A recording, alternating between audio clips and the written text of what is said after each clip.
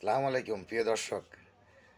6 দিনের মাথায় নতুন দল থেকে 3 জন তালাক দিয়ে চলে গেছেন।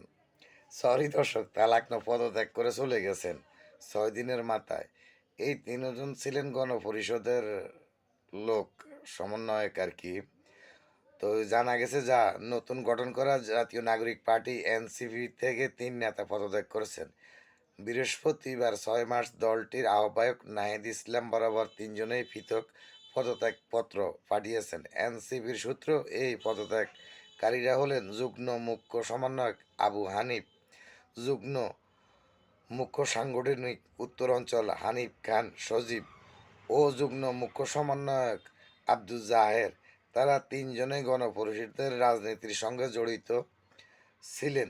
2জন ব্যক্তিগত সমস্যা দেখিয়েছেন পদত্যাগপত্রে, আর একজন বলছেন আমি এখান থেকে এনসিপি থেকে গিয়ে ওই গণপরিষদে পূর্বের পদে উনি ফিরেছেন। তো প্রশ্ন হইল, ওখান থেকে এখানে আসলেনও কেন?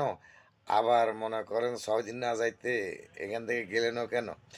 না, মনে করেন আপনার বাগাবাগি মিলে নাই গতিকেই আসলেন ওখান থেকে, আর এখানেও কিছু না পাওয়ার গতিকে চলে গেলেন।